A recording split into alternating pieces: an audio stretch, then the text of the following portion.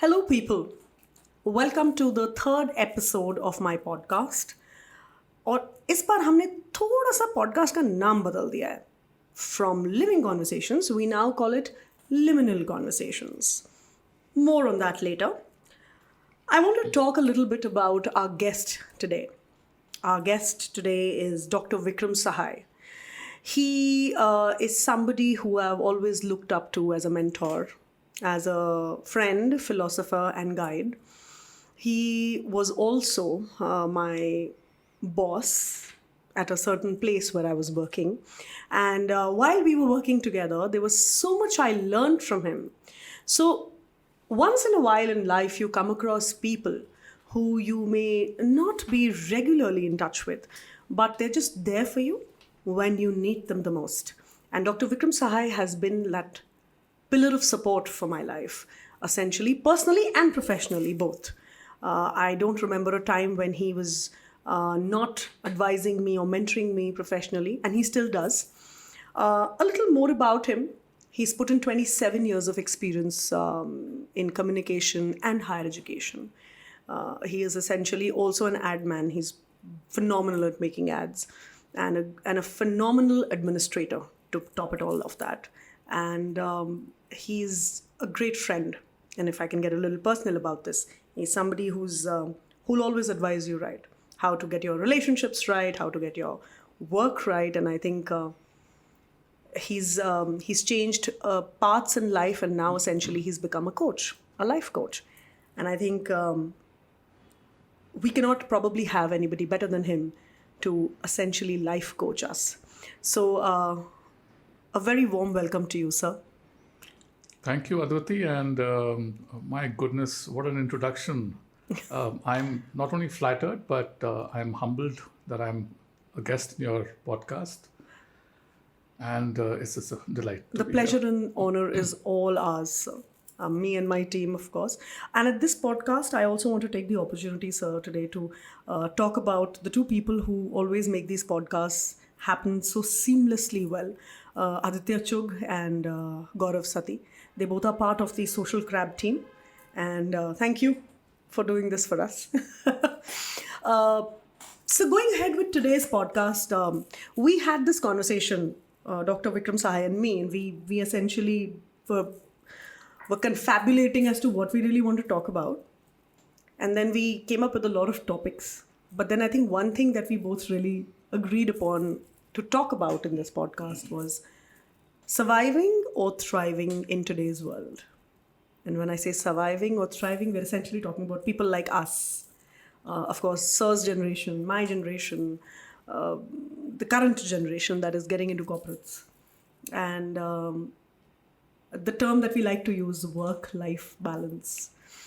What do you have to say about how work-life balance essentially has changed, sir, from when you were an intern and from what you see in today's generation? How do you think that has changed over the years?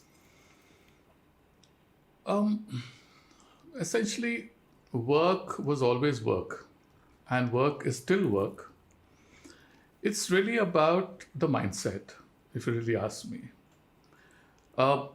Maybe there was more understanding of how and what we want out of life in terms of both profession, and we knew that we had to be there for the family or for the home.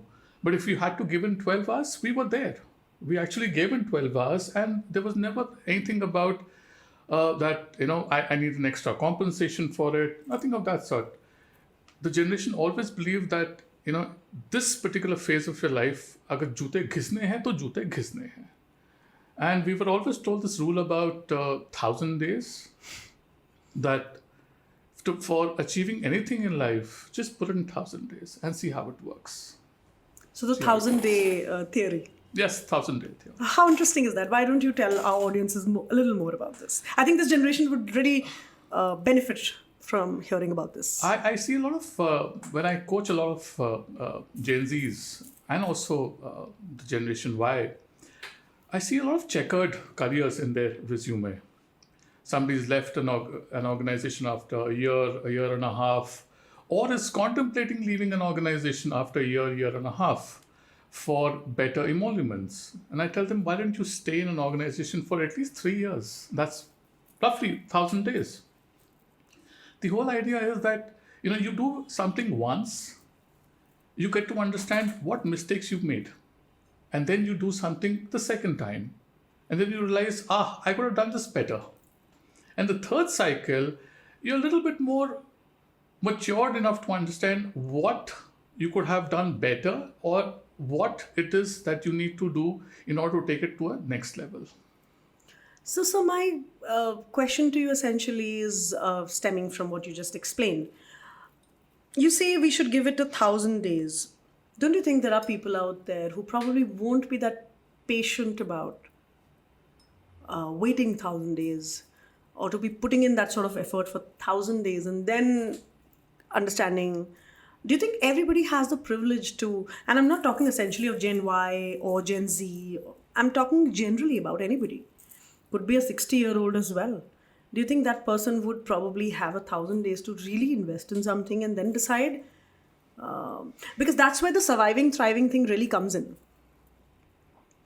What if I want to give in 1,000 days to an organization and I realize it's getting too much for me to handle there because the workplace culture is so pathetic?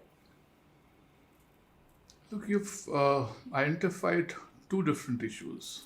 One is about a culture, and the other one is about patience. I tell this to all people who want to even start out on something new, right? If you can give in 40 years to an organization, why can't you give yourself at least 3 years to do your own thing and not get bogged down in the first year that, पैसा नहीं कमा पा रहे हैं हम, हमारा startup नहीं चल पा रहा है. Give yourself time. Patience, I believe, is not only required for an organization, but it is also required for relationships also. Patience is the key to anything.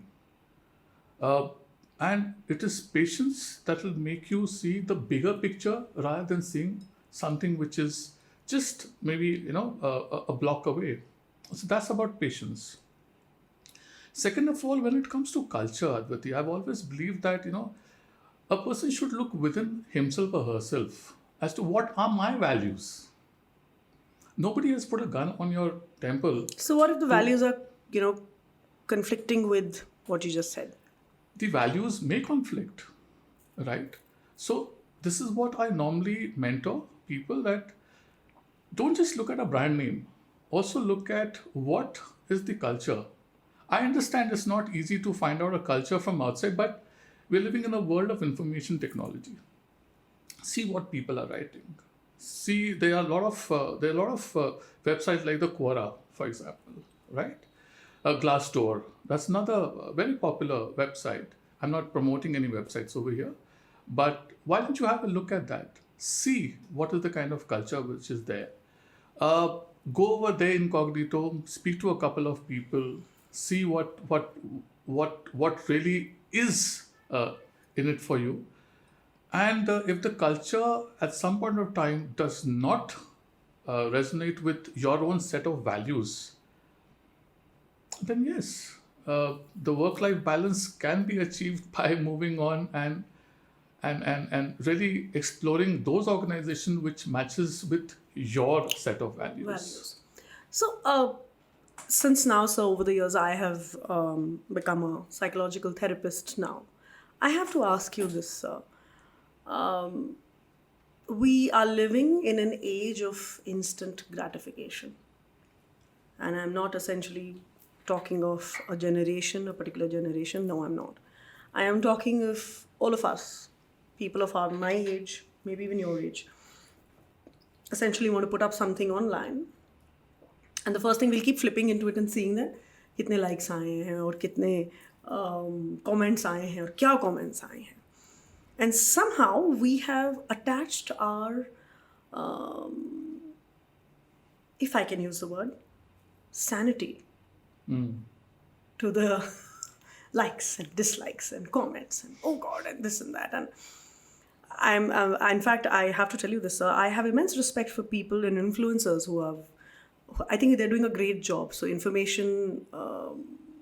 the information that is being floated around by influencers is amazing.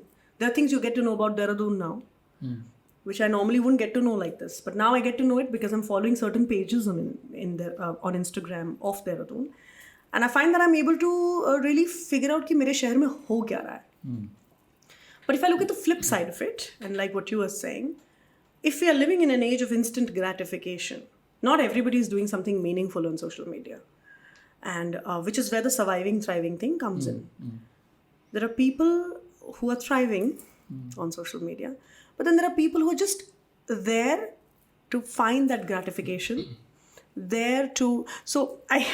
something humorous. I read this meme on Instagram which said, आजकल मैं जब भी LinkedIn का page खोलता हूँ कोई ना कोई माई का लाल ये बोल ही रहा होता है thrill to announce that I am promoted thrill to announce I am doing this which is very hilarious because that pressure to always keep doing something new and letting the world know that, oh, I am so successful is also eating up on people's sanity, sir. So when you talk about this 1,000 days and showing patience, how do you think people are going to make space for this in a world and in an age of instant gratification? Don't you think then essentially people will only be surviving and not really thriving? So first of all, I like to tell all my LinkedIn connections that, you know what, I am a guest in Advati Pan's podcast. So do have a look at this. And if you have not yet sent me a connection request, please do so immediately. That was on the lighter note. Yes. But I think you've raised a very pressing point. And I go back to my childhood days where 4 bajte the and you know it was a default time for you to go outside and play cricket. Yes, absolutely, sir. और जब बत्तियाँ on हो जाती थी 6 साढ़े 6 बजे के आसपास, it was an indication that now you got to go home and you got to study. जी बिल्कुल. And if something came on Doordarshan, even if it meant 7:30 Krishi Darshan, you actually watched Krishi Darshan, right? Chitrahar came on Wednesday 8 p.m. Right? And not only that, I think we even looked forward to the regional film at 2:30. And sir, you remember that ad that used to come every Sunday in the morning, Mile Sur Mera Tumhara? It became next to the national anthem. It became a anthem for you know unification. So we had, and I don't mean any disrespect, but if you don't have a hobby, if you don't go out there and play a sport, engage in some mental activity, engage in friends just keeping their phones aside and talking. Yes. And it could be pure nonsensical stuff that you would talk about. But that becomes important. Yes. You're not stuck with a phone. And I would urge everybody, why just a particular generation? I will urge everybody that. So it's not just about Gen Z, sir. I'm sorry to interrupt. No, that's all right. It's not about Gen Z. I will urge all generations. Yes. Please keep your phone on silent. Not with you. Yeah, don't keep it with you. For maybe an hour. Totally Start with an hour. Yes. Start with an hour. And I mean, think about it, Advati. You know, when we were children, I used to take out my cycle and I don't know where all we used to go cycling. और किस नलके से हमने पानी नहीं पिया था, कहाँ हम लोग नहीं घूमे थे, without our parents even knowing where these kids gone. So you think these experiences have helped us survive or thrive, sir? It has definitely made us both survive in this world of ever-changing world. Yes, Sorry, sir. And there is definitely thriving because dependent on a validation from a particular tweet or a particular like or a particular comment. What matters to you is maybe you pick up the phone and just call up your old buddy, maybe a school friend of yours, and say, buddy, where are you? What's happening in your life? So yes, do develop a sport, do develop a hobby. Go out there, keep your phones away, And you want to No watch a screen movie? time, as we like to put Yes. it. Yes, yes. It's just important. And it's a digital world, for heaven's sake. You may have 1,000 followers, but you know what? If you are in need, I wonder how many of those Only 1,000 three people will. will actually come Yes, to meet you or to look you up. yes. And at that point of time, when we have posted something and people are giving their comments, likes, we feel as if पूरी जो हमारी community है, it's all cameras are on us, all eyes are on us, but that is way away from the reality. I like to call it the dopamine hit, sir. It just sends you a dopamine rush. Yes, and you're constantly looking at your post, and it's I'm sure in psychology you must be having a term for this, but the need for you to again go back and check your post again and again and again and again. That's looking for gratification, sir. Yes. You want to look at gratification? See what you did in the particular sport and how you can better yourself. Yes. Run your own race. Do better than what you were yesterday. I mean, to both these gentlemen who are part of your team, I would Shooting urge them that what I'm sure from the first podcast to today and maybe your 100th podcast, these gentlemen will become, world-class presenters and organizers. Cinematographers. And cinematographers. They would know. And when they would look at the first podcast, they would say, "ये क्या किया था हमने? ये sir वो क्यों तो मैं किया भी था बोलूंगी हमने? कि मैं क्या कर रही थी ये ये क्या कर रहे थे हम लोग?" But that is what finesse means. So basically you're saying that we have to be in it to survive or thrive it. I love a particular phrase. It is what it is. Just be in the moment. Be in the here and now. And if I am enjoying this podcast with you, with the two gentlemen, this is my reality. That's it. I'd like to ask you something which happened with me personally, sir. And I essentially want to understand when people say things like these, where are they really coming from?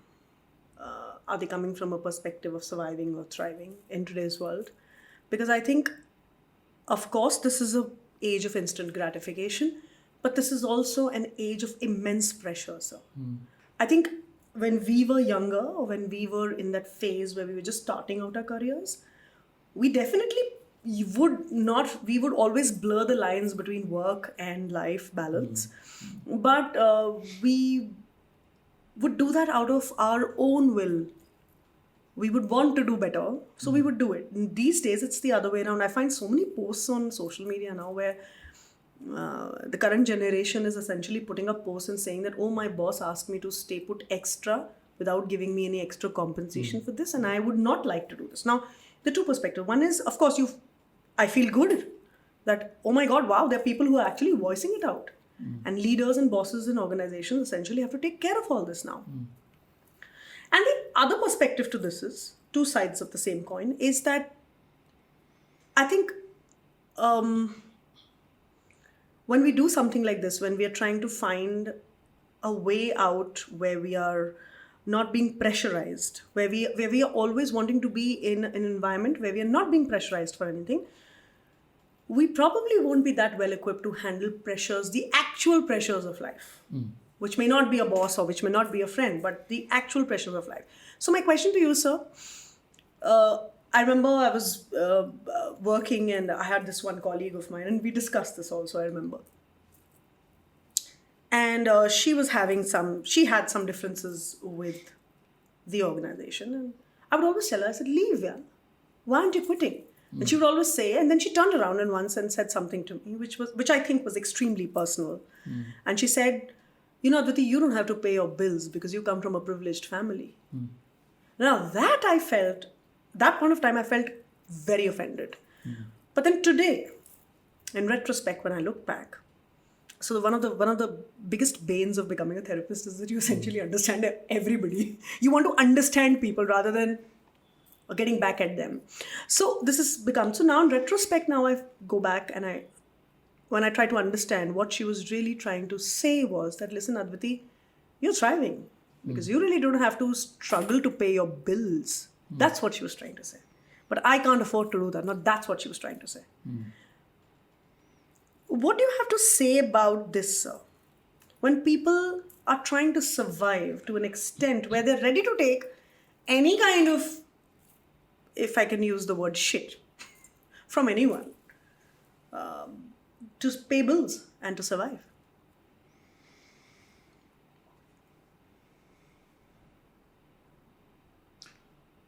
Look, I understand. I understand that life is not easy. But let me also offer you two perspectives. And the first perspective is around two IAS officers. One IAS officer cracked the UPSC examination in the first attempt, somewhere around 350 odd ranking the person had received. And after 1 year, the person quit IAS to start, or rather follow his passion of teaching. Oh, And hence, it gave birth to Drishti IAS. Oh, and wow. the person I'm talking about is Dr. Vikas Divyakriti. lovely. Who quits IAS jobs? Very few. Number one.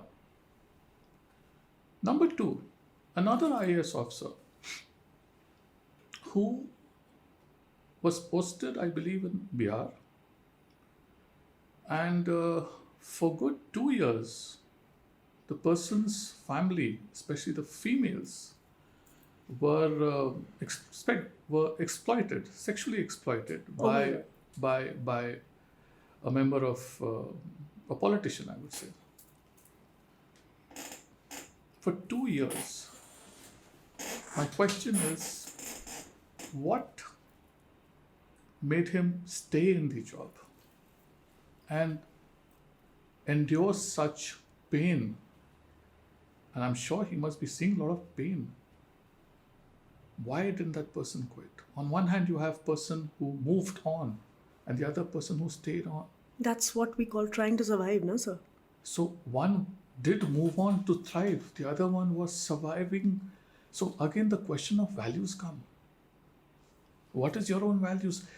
So let me ask you, Advati, is your values so shallow that you are willing to just succumb to any amount of oppression? Or basically, if I can put it across in a most simpler form, does money really drive you to survive or thrive? Look, money is essential, is required to pay the bills, agreed. But then the idea is, what are your boundaries? Till where can you really What are your bend? boundaries? Yes, sir. And are you able to say no to something? And the second perspective, I would like to ask you a question. Did this person move on from the organization, or is the person still there in the organization? After a while. The person moved on. After a while. So my question... Not immediately, but this person was able to do it only when this person found another organization. So let me to get ask you in. this question. Yes. What made that person stay at that point of time and leave another point of time? Life pressures, sir. Emotional pressures, but- loneliness. Agreed. I'm coming from the perspective of psychology now. But that person was able to find some sort of a joy in some other organization which resonated with her or his values. That's why the person moved on. So what I'm getting at is that, it's a very big world out there. Yes. And if something does not resonate with your values, leave. I have to ask you this, sir, because we both have worked together, and I'm not going to bring up names or incidents or anything, but I have to ask you this, sir.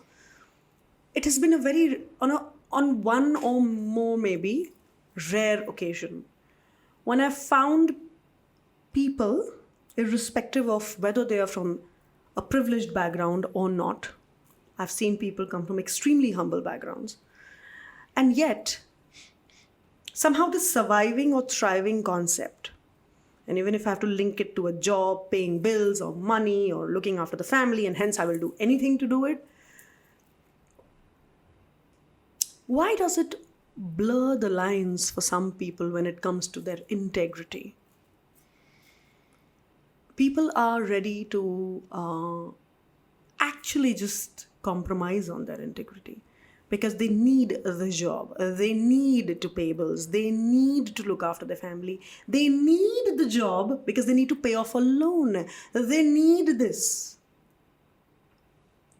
Don't you think most of us are just stuck in the wrong professions because of this so-called need? I am not saying that money is not important. Of course it is important, sir. We all do हम पेट भरने के लिए तो सब कुछ करते हैं ना सर. पर आप like you said, आप किस हद तक जाके उस चीज़ के लिए क्या आप compromise कर सकते हो? And I've seen people, and sir again not taking names, you and I, we both know, we work together. It has been innumerable number of times I've seen people do God knows what all to climb the corporate ladder. And why? Because they need to survive. And somehow what they've done in the process is, sir, it's very interesting. They have masked surviving by calling it thriving. I'm doing so well. Oh, wow. So basically, at the end of the day, people are only saying, oh, the person is doing so well. People are not seeing. So basically, they say that the means don't justify the ends, or they justify the ends, something like that. I don't know. What do you have to say about that, sir? What do you feel when you see people around you actually compromising on their integrity when it comes to surviving or thriving? Advati, when I saw you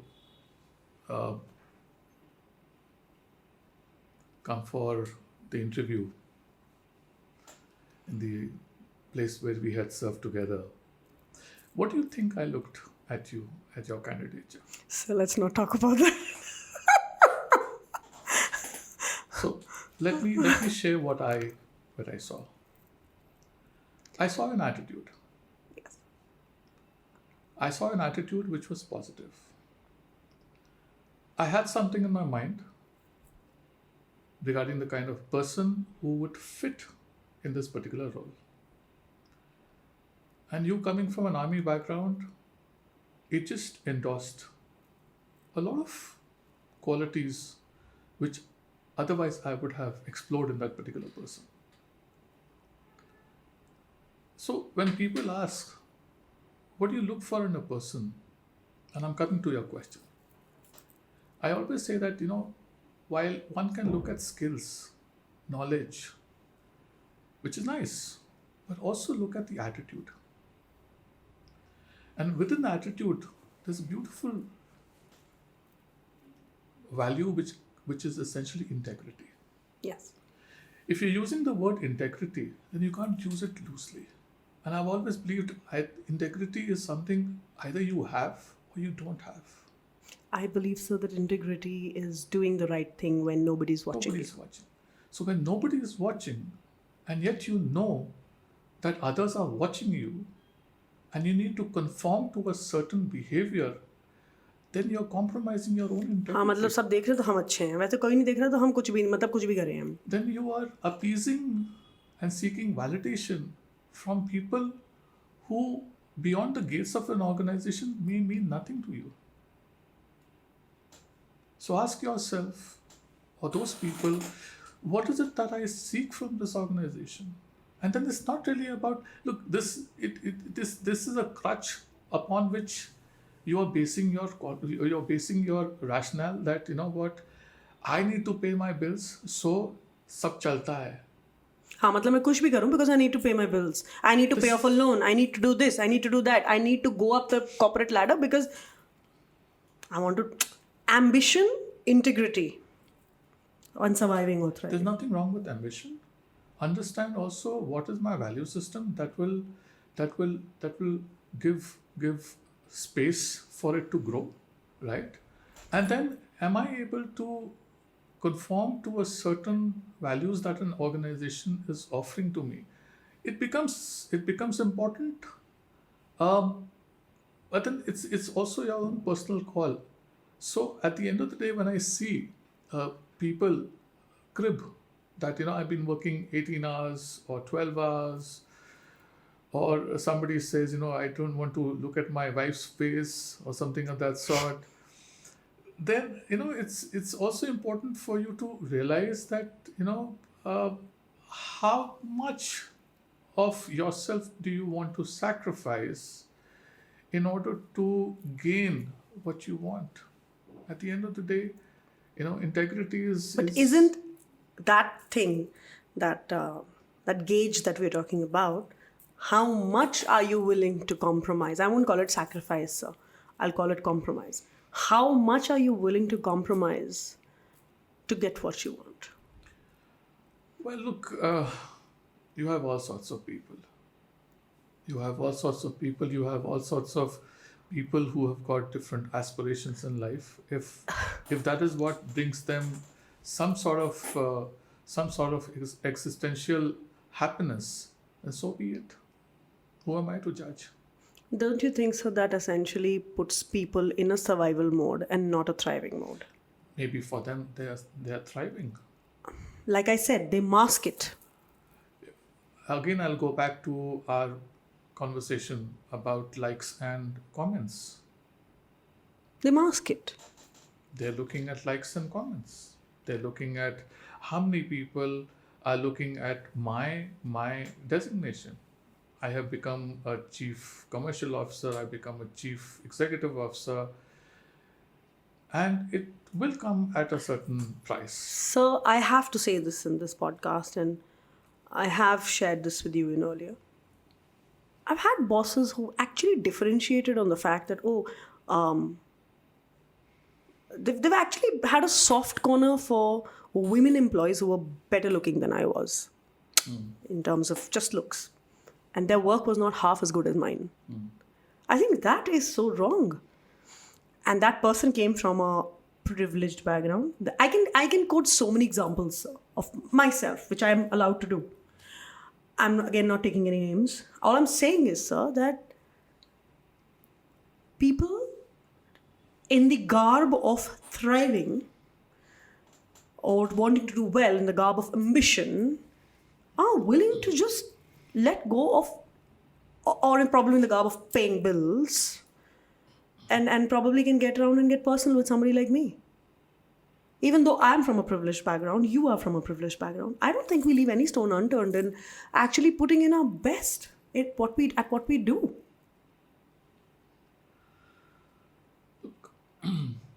Privilege means different things to different people. Privilege can also be somebody who comes from a top tier management institution or from an engineering institution. Privilege can, of course, mean somebody who comes from a family who is financially better off.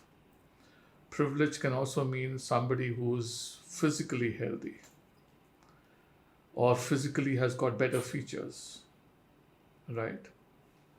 So privilege privilege can also mean somebody who belongs to a certain community or somebody who's not from a certain community. You do get to see certain amount of discrimination on the basis of all these areas. Where the gender is concerned, I do believe we have broken the glass ceiling, and I see a lot of women who are doing so very well in not only the corporate world, but generally in different professions as well. But if you really ask me about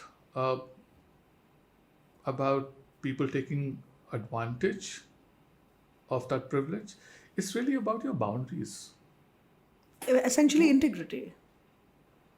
Because it's your integrity that decides your boundaries. And once they understand or know that this person has got boundaries, has got certain integrity, ethical way of conducting herself or himself, I'm sure, they will also take a step back.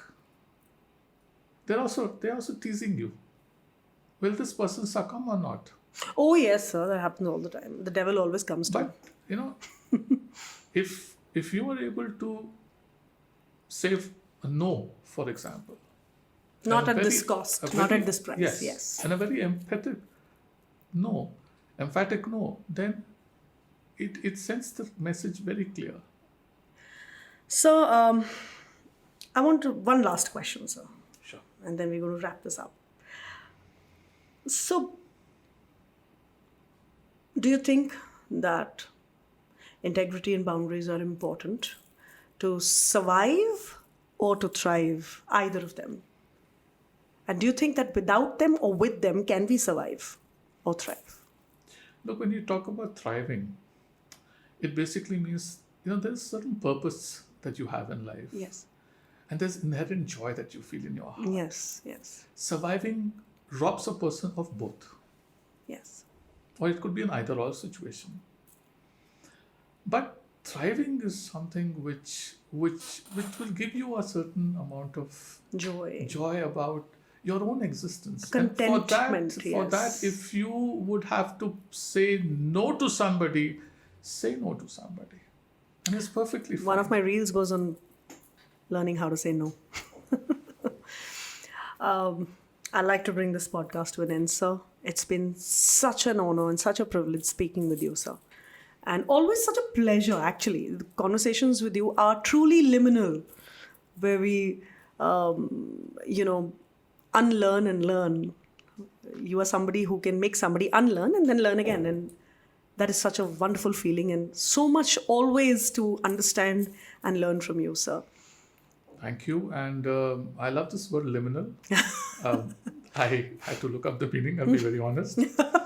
But it's a lovely word, and yes, the difference between surviving and thriving is essential. And to bring joy and purpose in your life, understand that boundaries are extremely important. Thank you so much for having me here, Advati, and I wish You're most welcome, sir. you and your team the very best. Thank you for having me. Yes, and let's also start paying our bills while surviving and thriving.